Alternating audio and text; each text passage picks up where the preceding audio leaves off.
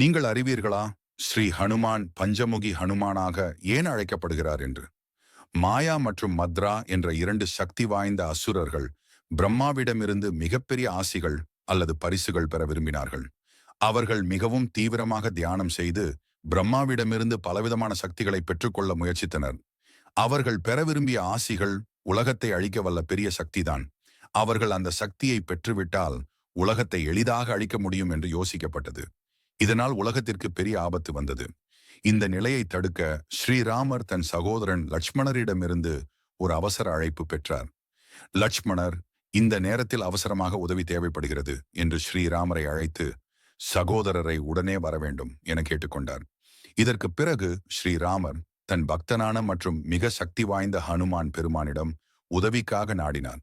ஸ்ரீராமர் ஹனுமானிடம் அந்த இரு அசுரர்களை தடுக்கவும் அவர்களின் தியானம் முடிந்துவிடாமல் செய்யவும் கேட்டார்.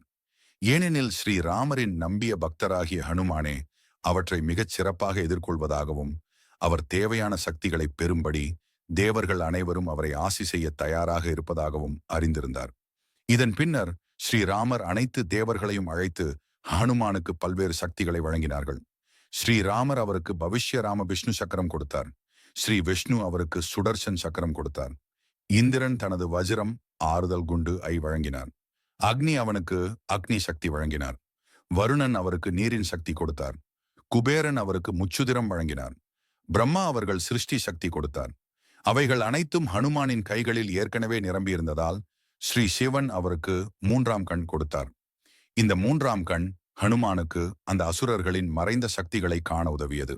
அவர்களின் பலவீனங்களை கண்டுபிடித்து அவர்களை அழிக்க முடிந்தது.